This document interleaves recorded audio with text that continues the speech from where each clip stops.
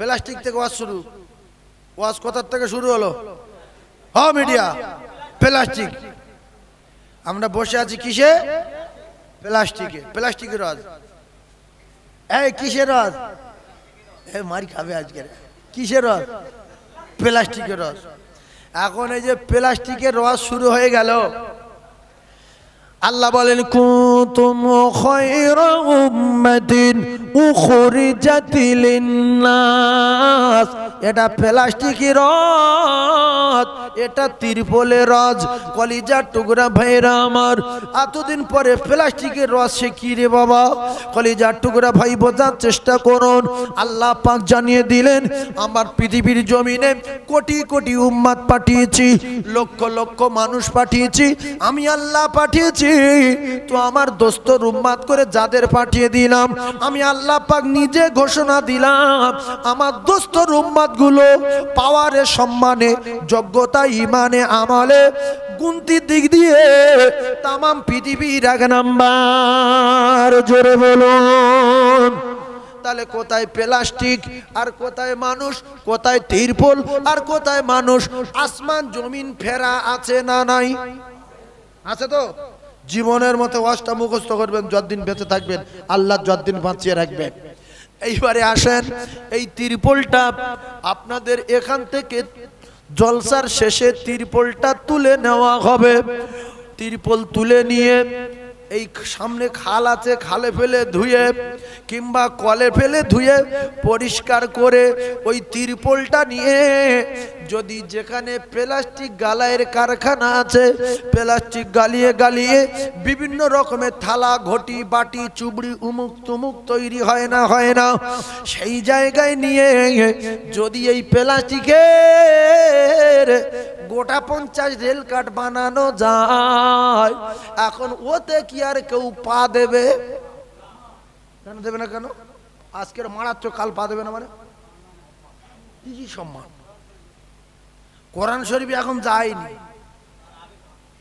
তার আগে সম্মান বেড়েছে না বাড়ি? ওই জায়গা যাওয়ার জিনিস তৈরি হয়ে গেছে। হাজি এখন হয়নি, ও বাড়ি যখন বসে যেদিন যাবে হজের সম্মান পাচ্ছে, এসে বলছে হাই সাহেব দোয়া করুন, হাই সাহেব দোয়া করুন। ও বলছে হুজুর দোয়া করবেন, কাকু আমার সালাম পৌঁছে দেবেন। কারণ ওই জায়গায় যাওয়ার মতো তৈরি হয়ে গেছে, রেডি হয়ে গেছে। এইবার শোনেন তো, এই যে মারাচ্ছেন আপনার এই প্লাস্টিকটা পায়ের তলা দিয়ে, কালকের রেল কাট করব, করে আপনাদের কাছে নিয়ে আসবো। এই প্লাস্টিক গালিয়ে নিয়ে আসার পরে আপনাদের বলবো যে এই রেল কাটটা পা তুলে দিয়ে ডলো। প্রত্যেক পা যে কটা মারাবে, এক একটা রেল কাট মারানোর বিনিময়ে 500 টাকা করে দেবো। কে কে মারাবে? হাত তোলো। কেউ মারাবে? একদিনে ভালো করে ওয়াজ বোঝেন, একদিনে জায়গা পরিবর্তন করেছে বলে ও মুসলমানেরা, একদিনে সম্মান এত বেড়ে গেছে।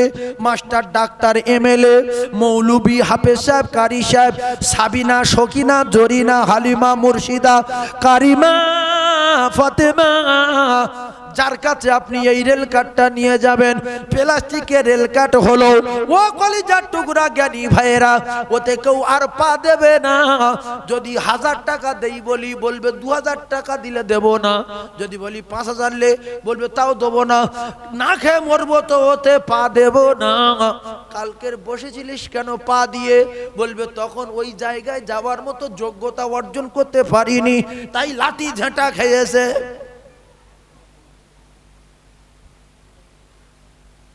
এই ওয়াজটা যাদের মাথা খোলা মাথা, মানে পাগলা মাথা আর কি, ও বুঝতে পারবে না আমি কোথার থেকে কোথায় নিয়ে যাব।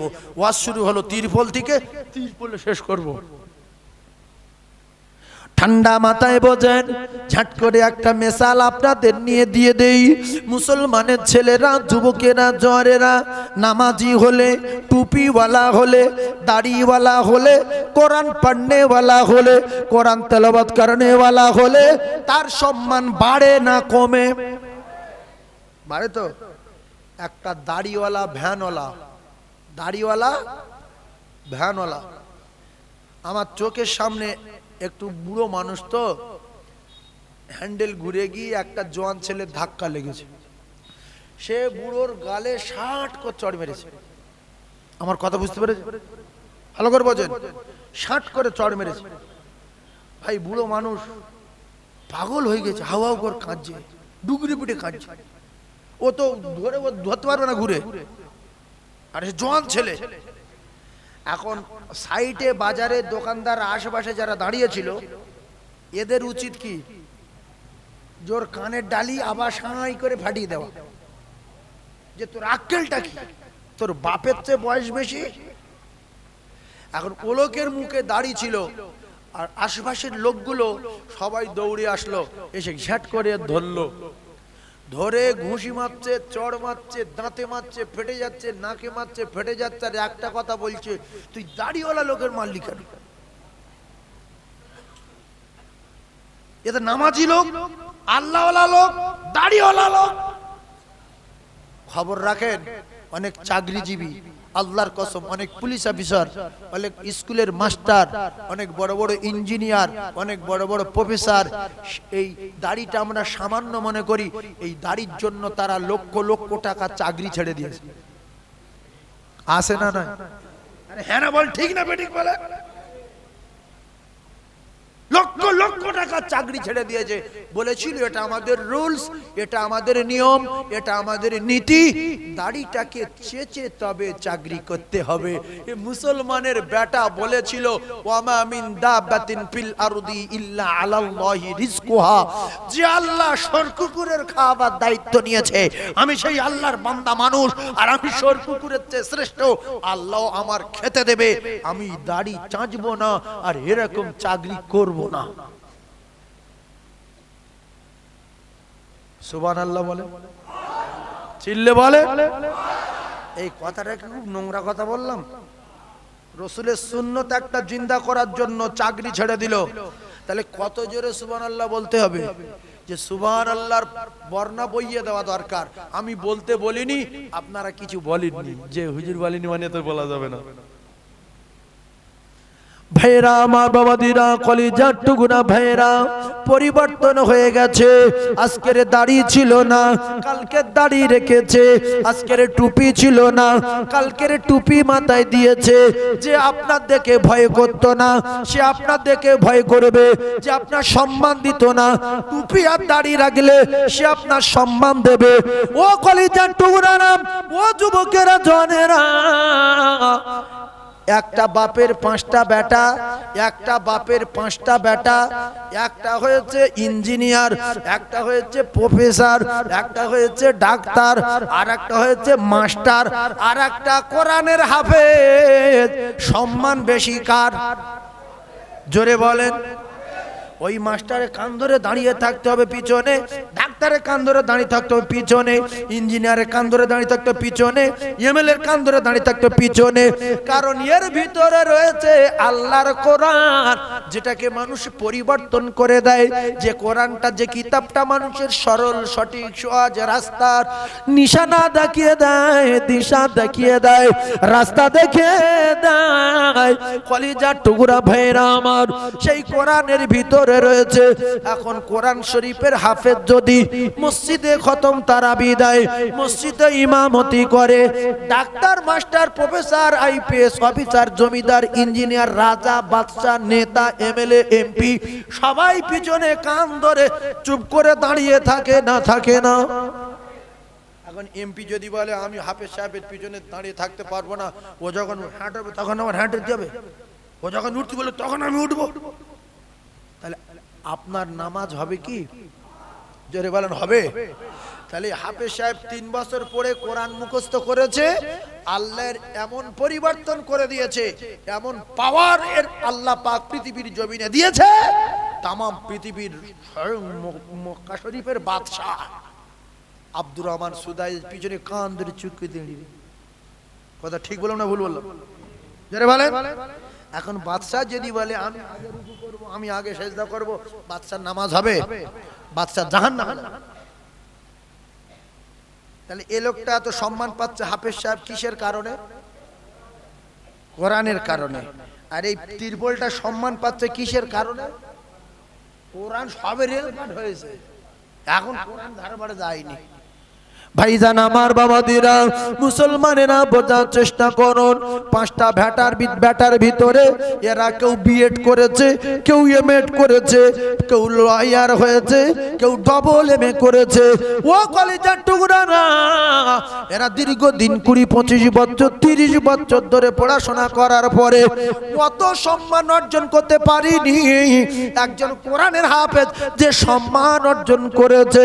এজন্য আমার আল্লাহ পাক বলে আমি যার সম্মান দেই সেই সম্মান পায়, আর আমি যার বিউজ্জতি করি সেই বিউজ্জতি হয়। কুলিল্লাহুম্মা মালিকাল মুলকি তুতিল মুলকা মান তাশা ওয়া তানজিউল মুলকা মিম্মান তাশা ওয়া তুইজ্জু মান তাশা ওয়া তুযিল্লু মান তাশা বিয়াদিকাল খায়র ইন্নাকা আলা কুল্লি শাইইন কাদির। জোরে বলুন সুবহানাল্লাহ, আরো জোরে বলুন সুবহানাল্লাহ। কোরআন শরীফে যা কিছু বলা আছে আল্লাহর কসম সবগুলো সত্য কথা বলা আছে। ও জ্ঞানী ভাইয়েরা, শিক্ষিত ভাইয়েরা, একটা কথা মিথ্যা কথা বলা নাই। আমার আল্লাহ বলে, বান্দারে তোর যে জমি জায়গা আছে তুই আমার বলিস, তোর যে ঘর বাড়ি আছে তুই আমার বলিস, তোর বড় ব্যবসা তুই আমার বলিস, এ সবগুলো আমি আল্লাহ আমার। তোর লরিটা আমার, তোর 25 বিঘিটা আমার, তোর জলকটটা আমার, তোর দুতলা বাড়িটা আমার, তোর সিলিং করা বাড়িটা আমার, তোর গাড়িটা আমার। তুই যদি বলি না এগুলো আমার, তাহলে তুই কার? তুই কার? তুই তো তোর না। তোর মর বললে মরে যাস, পড় বললে পড়ে যাস, ধর বললে ধরে যাস, পঙ্গু হয়ে যা বললে পঙ্গু হয়ে যাস, নিঃশ্বাস বন্ধ হয়ে যা বললে হয়ে যাবে। তুই যদি তোর নিজের না হতে পারিস, জমি জায়গা কি করে তোর হয়? জমি জায়গা কার? জোরে বলে, সত্য কথা তো। আল্লাহ তো, আল্লাহ যদি বলে আমার 1 বিঘা দে,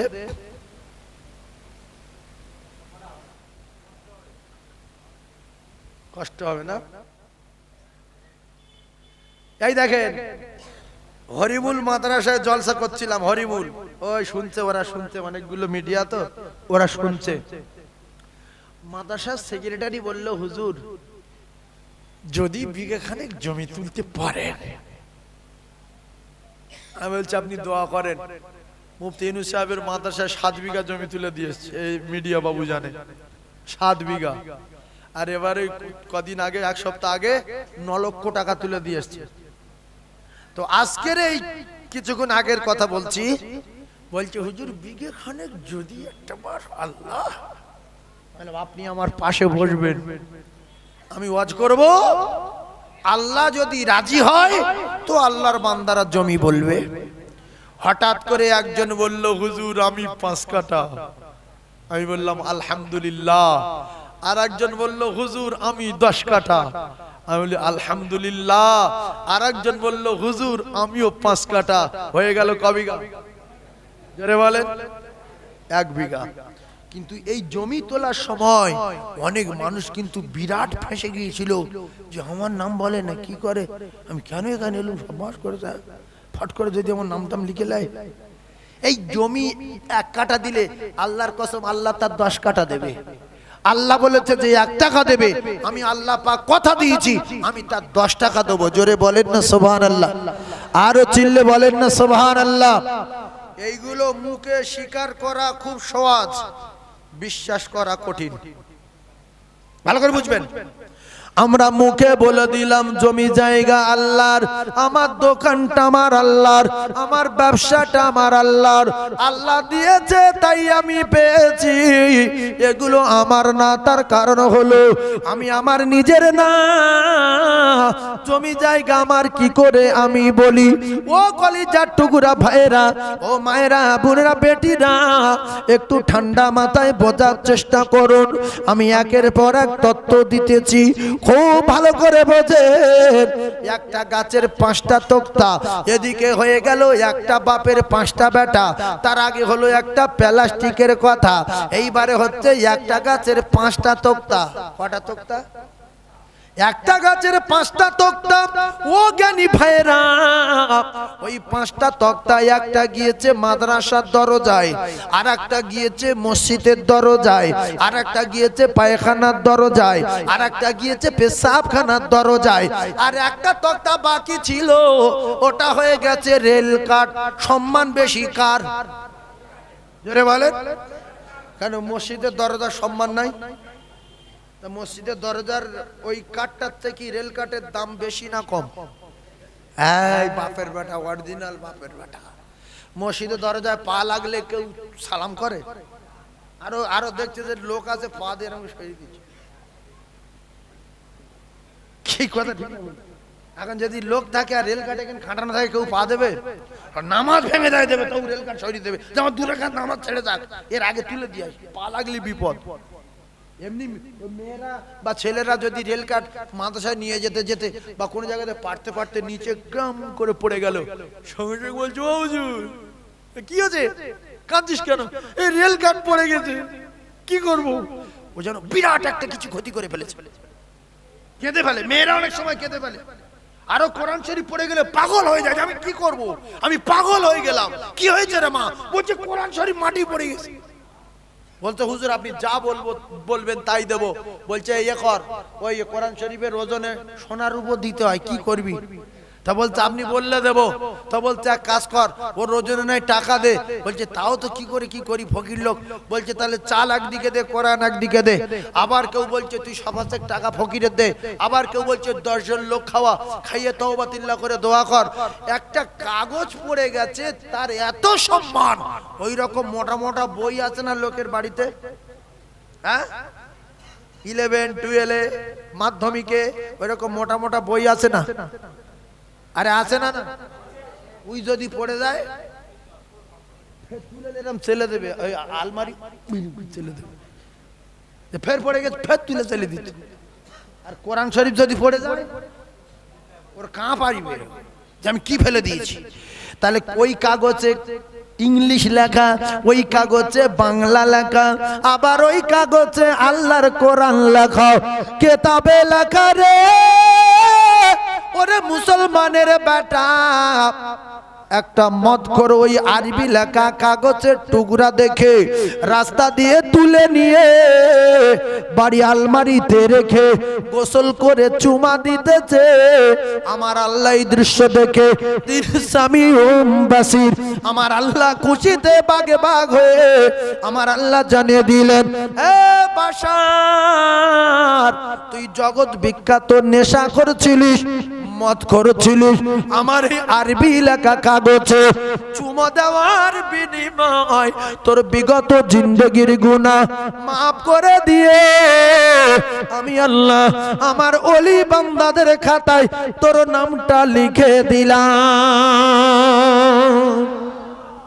এই কোরআনের পাওয়ারের ওয়াজ অনেকের ভালো লাগবে না, শুধু কোরআন শরীফের যোগ্যতার কথা বলছে। ও কলিজার টুকরারা, একটা তোক্তার 5টা তোক্তা যদি একটা রেল কাট হয়, তার যদি দাম বেড়ে যায়, আর একটা বাপের 5টা বেটার ভিতরে একটা যদি হাফেজ হয়, তার যদি দাম বেড়ে যায়, আর একটা প্লাস্টিক তিরপলের ভিতর থেকে কিছু গলিয়ে রেল কাট যদি করা যায়, তার যদি দাম বেড়ে যায়, আল্লাহর কসম যতগুলোর কথা বললাম সবচেয়ে আমরা দামি। আমরা যদি কোনোদিন এই সমস্ত দুনিয়ার প্রেম ভালোবাসার থেকে উঠে পরিবর্তন হয়ে গিয়ে আমরা আল্লাহর কোরআনের সোহবত নিয়ে আল্লাহর কোরআনের প্রেমিক হয়ে যাই, আমাদের দাম বেড়ে যাবে না কমে যাবে? একটু জোরে বলেন। তাহলে আমাদের দাম বাড়াতে চাই না কমাতে চাই? কোরআনকে কে কে ভালোবাসেন হাত তুলে দেখান। মিথ্যা কথা। যদি বলেন হুজুর ফট করে মিথ্যা কথা বললেন, হাজারের ভিতরে 995 জন কোরআন শরীফের ভালোবাসে না, শুধু মিথ্যা কথা বলে। যদি বলেন হুজুর কেমন করে আপনি জানেন? আমি কেমন করে জানি শোনেন। বর্তমান সমাজে মেয়েদের সঙ্গে প্রেম করতে গেলে ওদের কাছে মাঝে মাঝে ফোন করতে হয়, মাঝে মাঝে মেসেজ পাঠাতে হয়, মাঝে মাঝে চিঠি লেখার তো জামানা নাই, এটা বললে মনে খুব একটা ভালো হবে না, তো মেসেজ পাঠাতে হয়, আর মাঝে মাঝে ফোন করতে হয়, মাঝে মাঝে ওদের ফোনে রিচার্জ করে দিতে হয়। 2-3 দিন যদি খবর না নেয়, 2-3 দিন যদি কথা না বলে, বুকের ভিতরে আগুন জ্বলে না জ্বলে না? জোরে বলেন। সেই মেয়েটার কষ্ট হয় না হয় না? ও বলে তুমি কি সিটিং বাজ না বাজে লোক? বলছে কেন? বলছে তুমি আমার আর 3 দিন খবর লাও না, কোন আক্কেলে বলো ভালোবাসি? তুমি আর মেসেজ করছো না, তুমি আর ফোন করছো না। দুনিয়ার জমিনে একটা মেয়ে ছেলের সঙ্গে যদি প্রেম টিকিয়ে রাখার জন্য 1-2 দিন পরে দেখা করতে হয়, মাঝে মাঝে মেসেজ করতে হয়, মাঝে মাঝে আপনার কিনা ফোন করতে হয়, মাঝে মাঝে রিচার্জ করে দিতে হয়। ও জ্ঞানী ভাইরা, কোন আক্কেলে বলি কোরআন ভালোবাসি? ও কলিজার টুকরারা, আজ 60 বছর হয়ে গেল কোরআন কোনোদিন হাত দেইনি, 70 বছর হয়ে গেল কোরআন কোনোদিন খুলে দেখিনি, 80 বছর হয়ে গেল কোরআনের লেখা লম্বা না বেটে তাও জানিনি, 90 বছর হয়ে গেল আমি যার ভালোবাসি তার একটা চুমা কোনোদিন দেইনি। ও কলিজার টুকরারা, কোরআন শরীফ নিয়ে যদি চুমো খায় তার বান্দা খুশি হয় কে? এই জোরে বল। মিথ্যা কথা বলবেন না, আল্লাহ শুনছে। এখানে অনেক মুসলমান আছে 70 বছর বয়স, 80 বছর বয়স, 60 বছর বয়স, 50 বছর বয়স, আজও কোরআন শরীফে চুমা খায়নি। আছে না নাই? জোরে বলেন, আছে না নাই? ঘাটি এসো। ওয়াজ শুনছেন? আজকের কোরআনের যোগ্যতার কথা বলবো, শেষের বেলা এমন একটা কথা বলবো, সেটা যদি ঢগ মেরে নিয়ে বাড়ি যেতে পারেন, আল্লাহর কসম, আল্লাহ রসুল বলেছে তার ইহকাল ভালো হবে, পরকাল ভালো হবে, ঠিকানা আল্লাহর দ্বার জান্নাত নসিব হবে। জোরে বলো, আরো জোরে বলো। তাহলে যারা কোরআনে চুমো খায়নি, কোরআন খোলেনি, এদের কোরআন প্রেমিক বলে দাবি করা দরকার আছে না নাই? মিথ্যুক, মিথ্যুক। যার ভালোবাসি অন্তত মাসে তার একবার খবর নেওয়ার দরকার আছে না নাই? বছরে একবার খোঁজ নেওয়ার দরকার আছে না নাই? মুসলমান হয়েছে, মুসলমান কি বিপদে পড়বেন দেখেন, শুনেলেন? কলিজার টুকরা ভাইরা আমার, বিপদটা দেখেন, বিপদটা দেখেন, কি বিপদ! যারা কোরআনের সোহবত লাইনি, যারা কোরআনের সোহবত লাইনি, ও কলিজার টুকরারা, এরা শুধু দুনিয়ার জমিনে না, এরা রাস্তাঘাটে, মসজিদে, মাদ্রাসায়, বাজারে, মক্কা মদিনায়, সাফা মারওয়ায়, মিনা আরাফায়, মুজদালিফায়, তামাম পৃথিবীর জমিনে সারা জীবন বিউজ্জুতি হবে, কবরে অপমান হবে, হাসরে অপমান হবে, মিজানে অপমান হবে, আর ফুলসিরাতে তো অপমান হবেই হবে। একটাই কারণে, এরা কোরআনের সোহবত লাইনি, কোরআনের বিধান মানেনি, কোরআনের আইন মানেনি, কোরআনের কানুন মানেনি। ও জ্ঞানী ভাইরা, শিক্ষিত ভাইরা, একটু বোঝার চেষ্টা করুন। ওরে প্লাস্টিক রে, তোর তো ড্রেনে লোক পেশাব করে দেয়, তোর তো পা দিয়ে মারায়, তোর তো বারান্দায় ফেলে রাখে, তোর তো পায়খানায় ফেলে দেয়, তোর তো পায়খানা করে ছুঁড়ে দেয়, তোর উপরে মানুষ পা দিয়ে এখন বসে আছে, কিন্তু কোন কায়দায় ছলে বলে একটা বার ওই প্লাস্টিকের জাত রেল কাট হয়ে গেছে বলে সারা বিশ্বের মুসলমান শুধু চুমা দেয়, শুধু চুমা দেয়, চুমা দেয়, চুমা দেয়। ও কলিজার টুকরা জ্ঞানী ভাইরা, কথাগুলো একটু বোঝার চেষ্টা করো। যারা কোরআন শরীফ জানে না, কোরআন শরীফ কোনো কায়দায় পড়তে পারে না, এদের অপমানের শেষ নাই। এই প্লাস্টিকের মতো অপমান হচ্ছে দেখেন।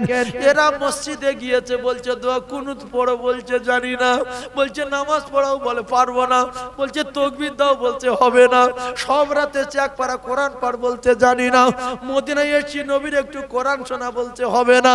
ও কলিজার টুকরারা, সারা দুনিয়ায় যেখানে যাবে মৃত্যু পর্যন্ত অপমান হবে কোরআন শরীফ ভিতরে না থাকার কারণে। আজকের যদি সম্মানের আসনে বসতে চান, আজকের যদি পৃথিবীর এক নাম্বার হতে চান, আল্লাহর কসম রাসূলুল্লাহ বলেছে যারা কোরআন শরীফ পড়ে তাদের সোহবত নিয়ে নাও, যারা কোরআন শরীফ পড়ে তাদেরকে ভালোবাসো, যারা আলেম ওলামা তাদেরকে ভালোবাসো।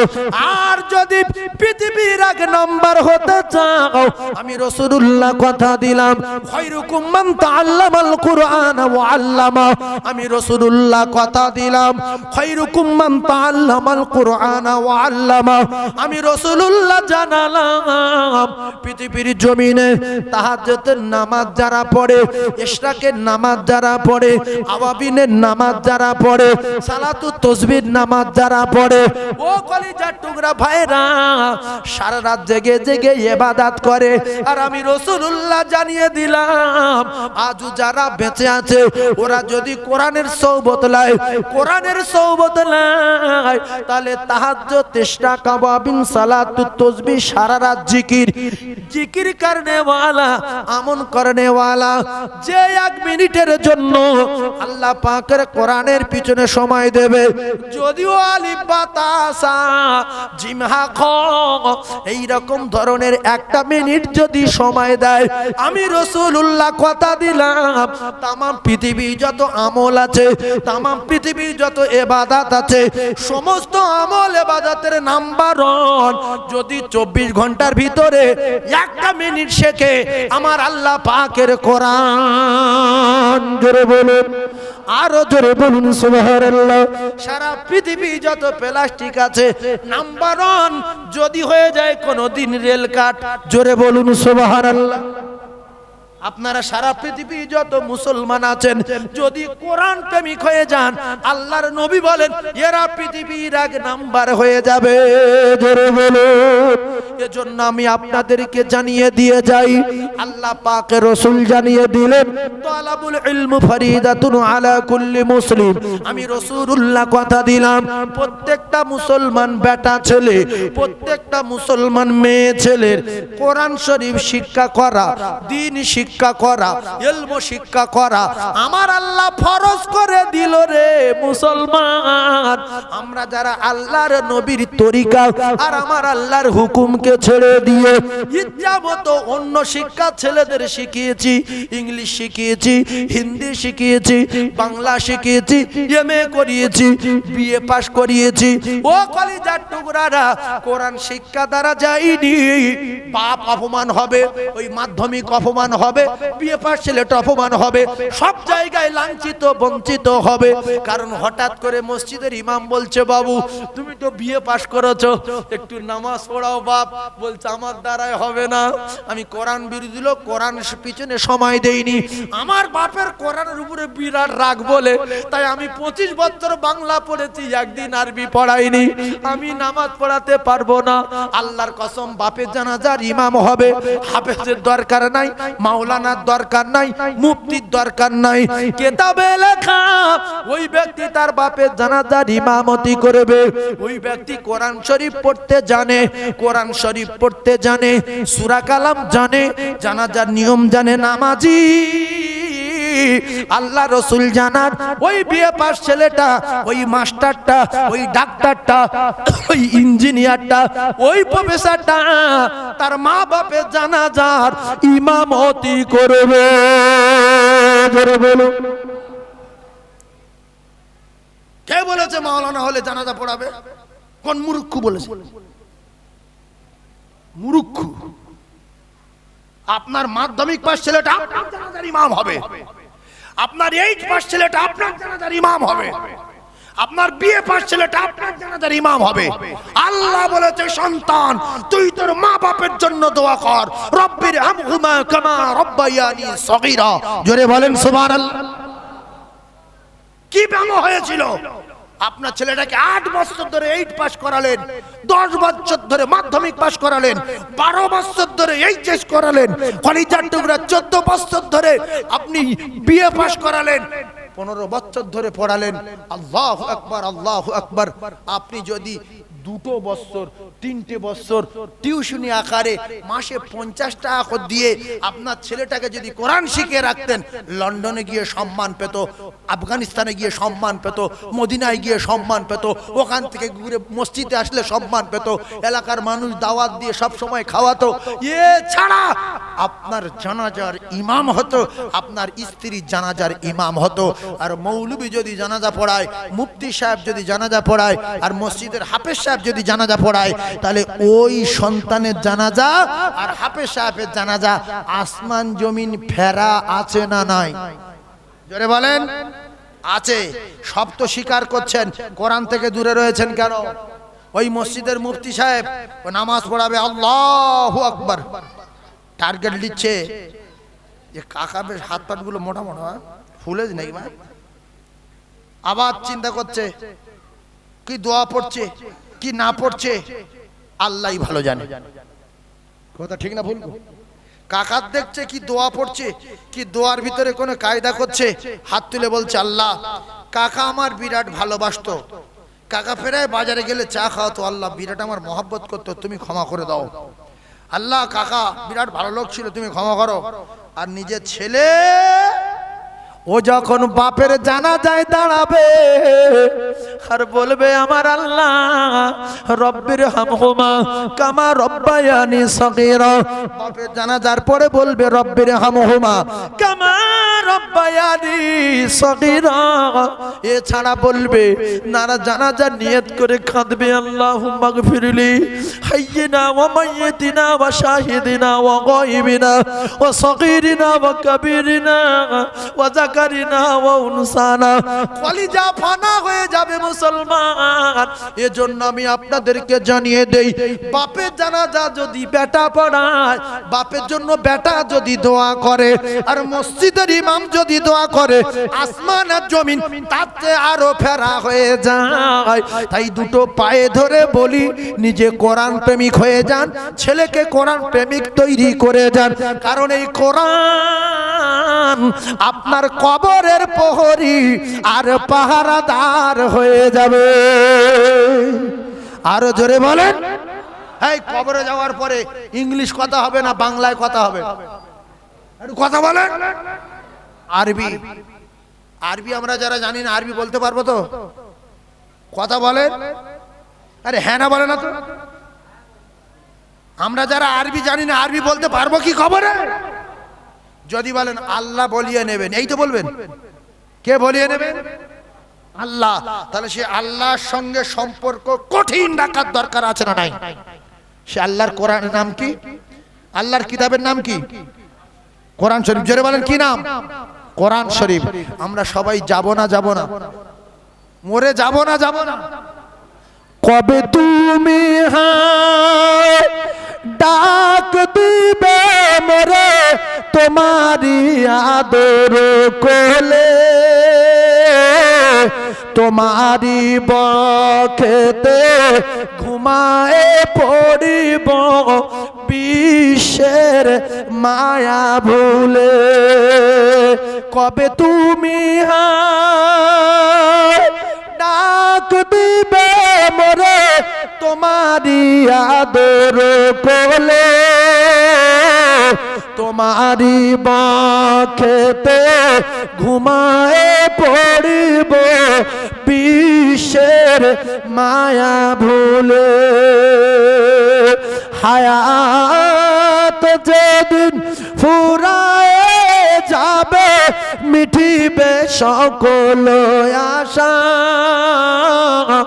আর প্রাণ পাখি মোর উড়িয়া যাবে শূন্য রবে খাঁচা। আয়া বলে আর কব না কথা,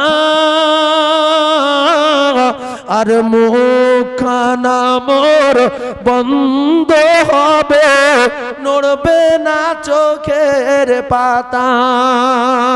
কবে তুমি হায় ডাক দিবে মোরে তোমারি আদর কোলে, তোমারি বক্ষেতে ঘুমায়ে পড়িব বিশ্বের মায়া ভুলে। অতি আদরের নবীজিকে তুমি পড়ায়েছো মোর ঘুম, হাসান হুসাইন কেঁদেছিল তারা নিরালায় নিঝুম। কবে তুমি হায় ডাক দিবে মোরে তোমারি আদর কোলে, তোমারি বাঁখেতে ঘুমায়ে পড়িব বিশ্বের মায়া ভুলে। ও কলিজার টুকরা না, ও যুবকেরা জনেরা, যত ঘুরিয়ে ফিরিয়ে কোরআনের কথা বলি, যত ঘুরিয়ে ফিরিয়ে নামাজের কথা বলি, ও মুসলমানেরা, আমি আপনাদের একজনের পরিবর্তন করে দিয়ে যেতে পারবো না। কারণ আল্লাহ পাক জানিয়েছেন, ইন্নাকা লা তাহদি মান আহবাবতা ওয়ালাকিন্নাল্লাহা ইয়াহদি মান ইয়াশা। ফুরফুরা শরীফ থেকে পীর সাহেব আনেন 200, আজমির থেকে আনেন, মালদা থেকে আনেন, মুর্শিদাবাদ থেকে আনেন, আফগানিস্তান থেকে আনেন, একজন আল্লাহর ওলি একজনের হেদায়েত দিয়ে যেতে পারবে না। সব মিলিয়ে একটা কথা, যিনি আমাদের জবান আরবি করে দেবেন তিনি হলেন আমার আল্লাহ। সেই আল্লাহর সঙ্গে সম্পর্ক রাখতে গেলে, আল্লাহর সঙ্গে প্রেম আর মহব্বত করতে গেলে, আল্লাহর হুকুম আদায় করতে গেলে, আল্লাহর দিদার করতে গেলে, আসসালাতু মিরাজুল মুমিনিন, আল্লাহর সঙ্গে মেরাজের জন্য গেলে, আল্লাহর দিদারে গেলে, আল্লাহর কসম আরবি বলবে না হিন্দি বলবে। এই কথা বলেন, সেটা আল্লাহর দিদার হয় কোথায়? কথা বোঝে না তো। আল্লাহর দিদার হয় কোথায়? মসজিদে। বান্দা যখন নামাজ পড়ে, আল্লাহর আর তার বান্দার মাঝখানে কোনো পর্দা থাকে না।